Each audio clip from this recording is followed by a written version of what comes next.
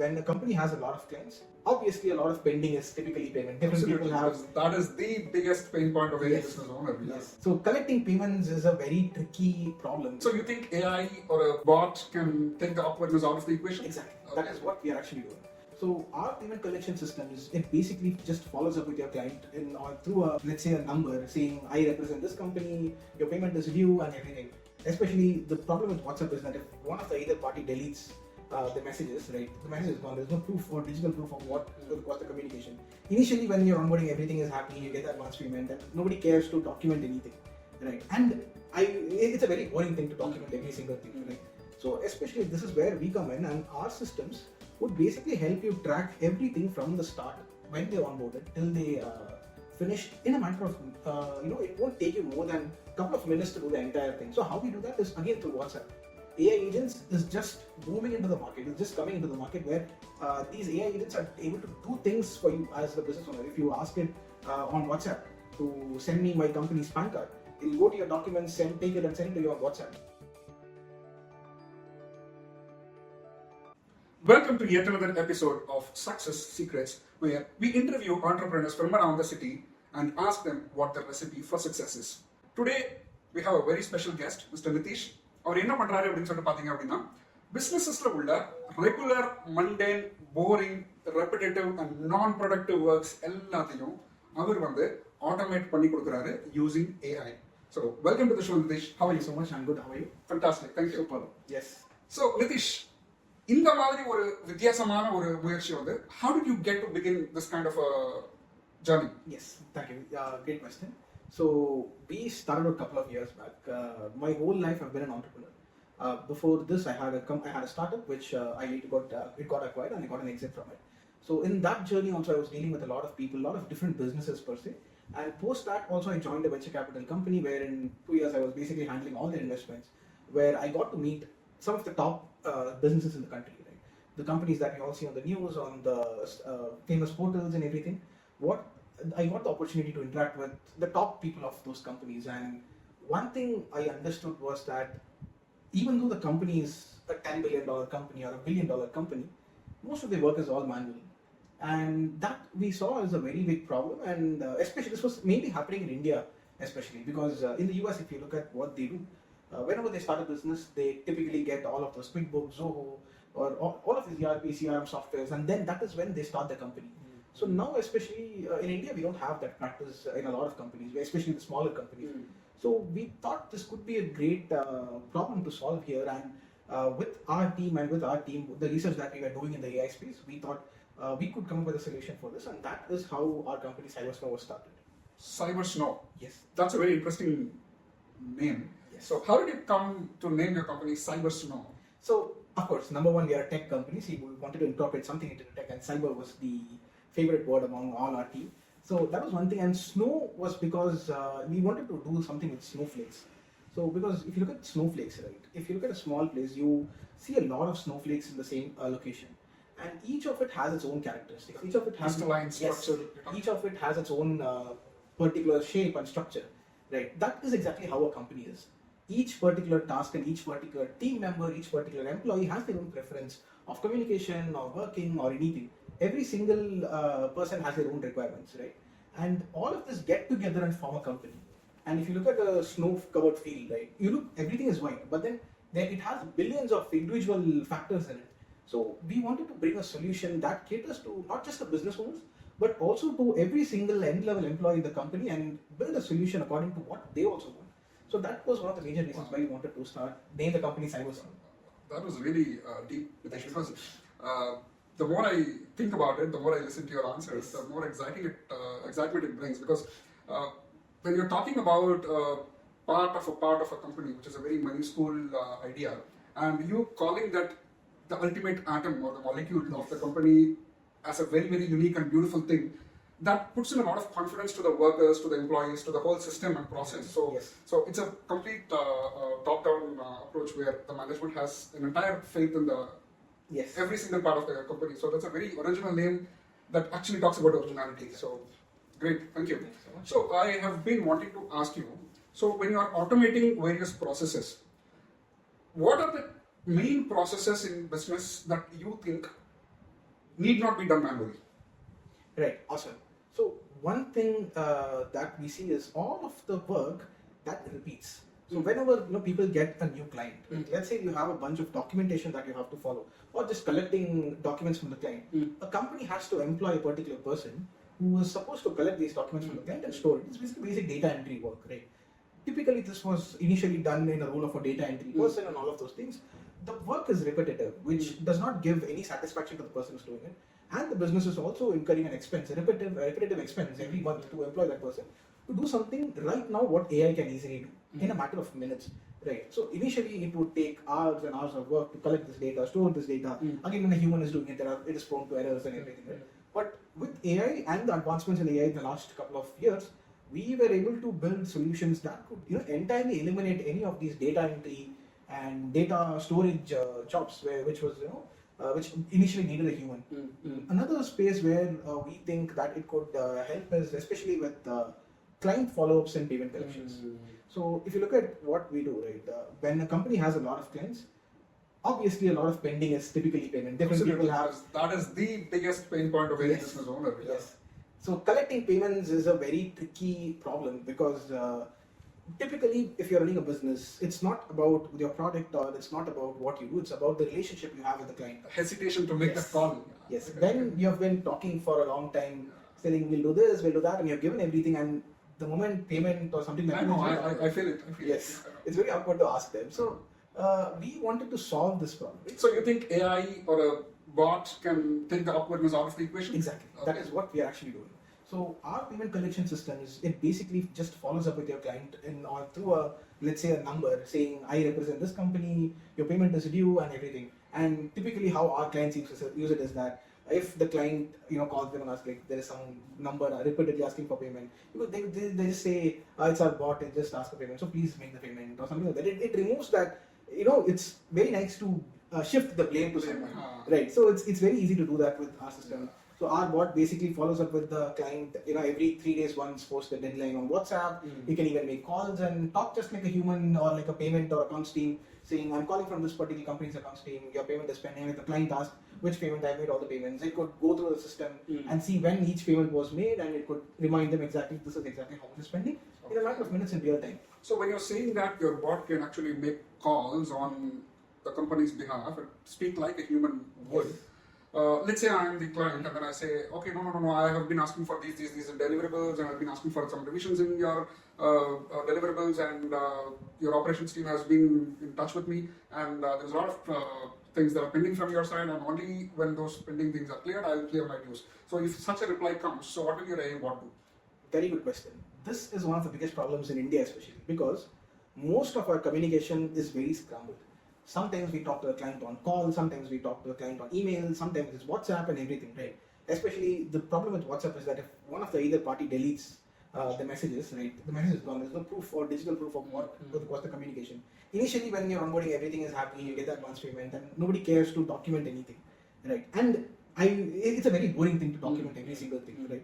So especially this is where we come in, and our systems would basically help you track everything from the start when they onboarded till they finish in a matter of, it won't take you more than a couple of minutes to do the entire thing. So how we do that is again through WhatsApp, especially in India since that's the biggest, most used communication platform.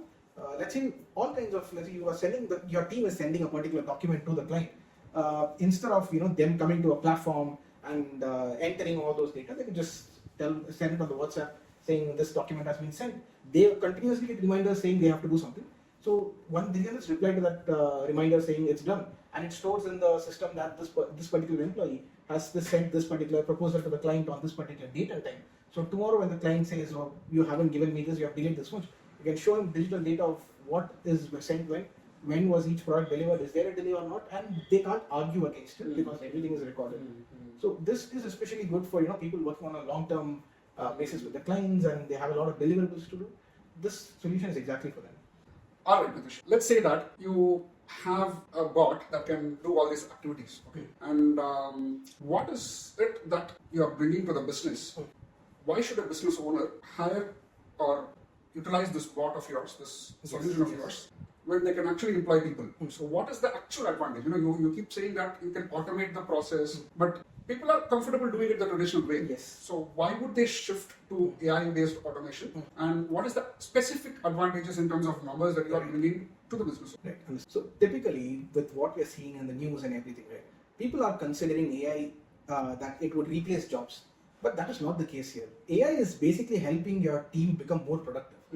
Right. If a person is doing something in 2 hours, with our system, they'll be able to complete it in 2 minutes. The remaining time, you can use them to make something else that is more productive. Right. So number one is this whole system is basically like a AI supervisor. So imagine you hire a supervisor that works 24/7, 365 days. He doesn't take leaves, sick leaves, complaints, or anything. There are humans who do this. But as a business owner, it's very good if all of your employees are like this. Right? So that is exactly as a business owner, it also helps when people don't complain to labor department. Yes, that is a very good point. AI never complains about anything. You can get it, make it overwork. There is no complaints. So that is one thing, and it helps the people who are already working basically become more productive, spend their time more efficiently, and that all in turns make sure the money you're paying to your employees is being utilized in the most efficient accountable manner. Yes, in an accountable way. And another factor is that your employees are also happy because they exactly know what they have to do. A lot of problems arise when there is no systems and process, and each employee is doing each of others' work, and then one person gets tired of doing all of this, and then the whole problem arises, right?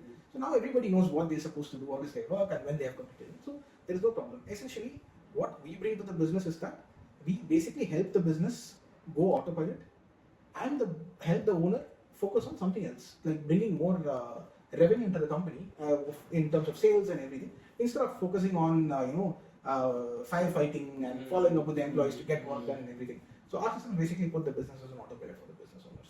That's wonderful. So Nithish, you've been talking about AI and automation and business processes and automating the business processes and autopilot mode and all that. So there are two very clearly demarcated areas that you're talking about. One is the process of administering or managing a business in the first place.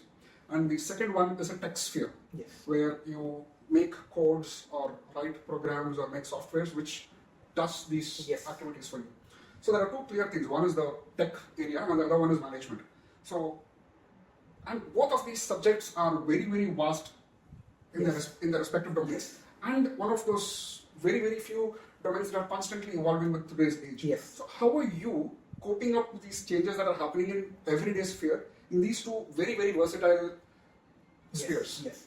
So I think we are able to do that because of my team. Okay. So we are two founders. So I handle anything that is related to the business part. So I basically study the problems I meet different business owners, study what their problems are, understand what struggles they're facing in their business, and what is preventing them from scaling their business to the next level. That is exclusively my area. And I have another co-founder who takes care of anything and everything related to tech. His only job is to make sure he's updated on the latest of what is happening in the space. Because everything that we see with regards to AI has happened in the last 2 years. AI was nothing before that. Everything from ChatGPT till what we have, what we call as agents right now, has happened in the last 2 years. This is typically an advancement that happens over a period of a decade. Right? With the speed that's going in, him and his team, they basically dedicate their time researching and studying on what is happening, and we implement the latest of everything that we do. Even now, we are doing something called as AI agents. AI agents is just booming into the market. It's just coming into the market where these AI agents are able to do things for you as the business owner. If you ask it on WhatsApp to send me my company's PAN card, it'll go to your documents, take it and send it to you on WhatsApp, just like an assistant, right? So that kind of a system is what will be happening in the next year. So you will be seeing a lot of companies starting to do this in the next coming years, and we are now able to do this because our team is extremely capable of adapting to new things, because even we adapted ourselves. So that is one thing, and plus both of us have complementary skills. I am also a developer. I can also code, but I just don't do it because he's better at it than me. I can basically I'm from an engineering background, so I can basically understand what he's doing. And he has also worked with a lot of businesses as an MIS associate, and he has worked with the management teams of multiple companies, helping them implement technology. So he understands what a business is facing. So that communication is very complementary between us. I tell him something, he understands. He tells me something from tech perspective, I understand. So that is how we are able to, help companies in the most efficient way instead of spending time a lot on understanding what is happening. I get that. So you're talking about a field that is very, very nascent and very new and constantly evolving. and with a lot of trust issues that is going around with new things that are unexperimented or unvalidated things on the market. So how are you able to get a strong foothold into the in today's market with the product that you have with your hand? Understood. So the product that we sell is business process automation, right? But primarily internally, what we started out to do was AI research. So our team spends our months and weeks researching on what is new, and they test it out internally, and we use it internally first. Whatever product that we're giving out to the client, we basically test it out internally ourselves and we adapt to it. If we possibly see advancements, or if we see productivity increase with that, we basically give it to our clients. So that is exactly one of the things that we follow practically within ourselves, right? And especially when it comes to building a solution for a business, we do not want to take any risks with their data privacy and their data getting leaked, because everything data is very precious right now. So everything that we do is customized for individual businesses. We do not sell any sort of template products like you take it and you use it and nothing like that. So everything that we do is customized for each business and their business requirements, and every single thing that the data that the system collects is stored on their own private servers. One of the main reasons why we wanted to start this particular business was because we wanted to make sure every company's data stays within that company. Any software that you see in the market today, their number one priority is not making money out of you through subscriptions or anything. Their number one priority is taking your data, because we know that future is going to be AI, and every single large company that you see today wants data. Data is the oil to make AI. So let's say that the companies want my data, and what do you think they will do with my data? Okay, great question. So if you take WhatsApp, right? What is WhatsApp? WhatsApp never charges you anything. They don't charge any subscriptions. It's a free product, and to handle over 2.2 billion users, they require so much cost that involves in managing these whole servers and everything. Right? Why are they giving it to you for free? The only reason they do it is because they assure you it's encrypted. It's encrypted to others. I cannot come and read your chats, but they can read your chats. So they essentially, what they do is they basically companies like I'm not saying WhatsApp is essentially doing this. So if companies like WhatsApp, what they basically do is they collect all the data that we use. We chat or we talk, how we talk, what we talk, and everything, and they build AI models on top of it. So if you look at Facebook, right, they are building something called as Llama. Llama is their own communication model. Even now on WhatsApp, you have this AI ring or something. You go and you can talk anything. So how is it replying to what you're talking about? It has basically been trained on all the things that we have talked for the last couple of years. So if you go and reply hi, it's telling you hi, how are you? So how does it know that when a person sends you a hi message, you should say hi, how are you? Because over the last 10-15 years, over 1 billion people have sent hi, and over 1 billion people have replied that hi, how are you? So it basically is trained that, okay, if someone says hi, you should say hi, how are you, over 1 billion times. So it will know what to talk about. So that the chats that we do is the data for Facebook. It's fine if it's birthday wishes or good morning messages. Nobody cares about. I understand that it is more like a democracy wins kind of a situation where you take a large amount of data, you analyze it, and whichever has the highest probability of being the right one, so you put that on the forefront. And what happens when you ask a very, very specific question to AI? How does it respond to that? When it doesn't have premeditated or pre-created data with respect to that specific question. So how does it respond? So one thing that we fail to understand is that human mind is not unlimited. It's very limited. The conversations that we have, we think it's very unique, but it's not. People have similar conversations all over the world. Right? It's basically trained on these conversations, and it knows what to reply when people ask. You can basically ask, how do I go to this particular restaurant in Chennai? Right? You think that it won't know, but someone would have talked about it. There are maps, there are a lot of data that is information that is available on the internet, which it is trained on.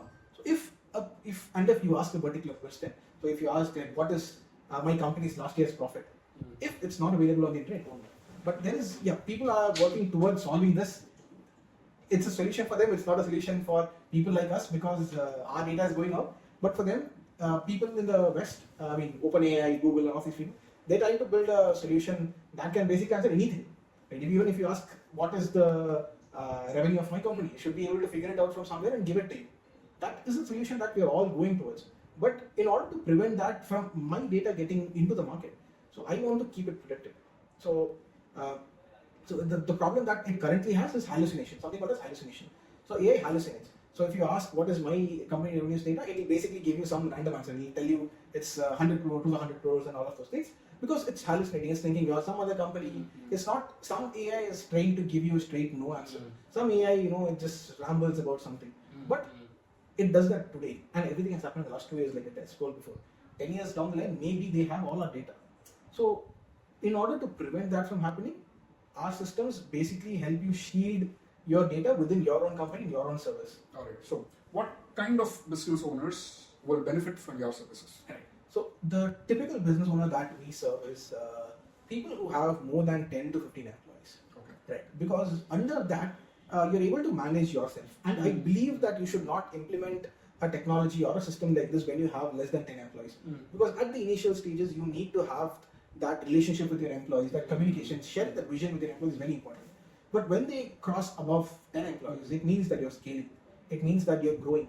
When you're growing, your team automatically understands your vision. So that is when a system like this would come into picture. And especially in Indian standards, most of our clients have more than 10 crores in revenue. That we analyzed, and we find that when you cross a number like 10 crores a year in most businesses, it means that you're scaling. It means that now you would obviously keep making this, at least make this 5 crore rupees a year, regardless of what you do, because you are worth of more than anything. Correct. So when you cross 10 crores a year, that is when you start to scale. That is when you start to figure out different sources of revenue, more revenue models and everything. So that is when a business owner has to spend most of his time on expansion. So instead of him sitting and focusing on repetitive tasks, you get that time for the business people by managing all the mundane tasks for them. So essentially what we do is we tell, okay, we'll take care of all of those boring tasks. You go, you run into the market and you propel this company to the next level. That's amazing. That's a mission to live for and die for, if you ask me. So Nithish, one last question to wrap this interview up. Let's say you meet a young kid who's doing their engineering or who's doing their college degree, and they wanted to start a business. What would you advise them to study or do right now so that they can become successful a few years down the line? See, what I would suggest is obviously AI. Regardless of what business you're getting into or regardless of what business you are in, AI is going to be the future. It could be a very, very traditional business, but it has to be using AI to, survive in the future per se. Assume you're in 1980 right now and computer has just launched, and I'm also telling you that computer is going to be computer the next 20 years. Okay. So get into AI, understand how it works and everything, and just do it. Doesn't matter you're doing it right or wrong or whatever. Just start doing it, and then you'll figure out a lot of things that can take you to the next level. Yeah. Thank you so much for the insights. Thank you so much. I'm sure we learned a lot of things from what you were sharing with us, and I'm also sure that over the course of business automation, process automation, I'm sure a lot of business owners will get a lot of time to explore new horizons in their workplaces and have amazing business turnovers. So once again, I wish Nithish the best in his career, and I really thank you for being here in our studio today. Thank you so much.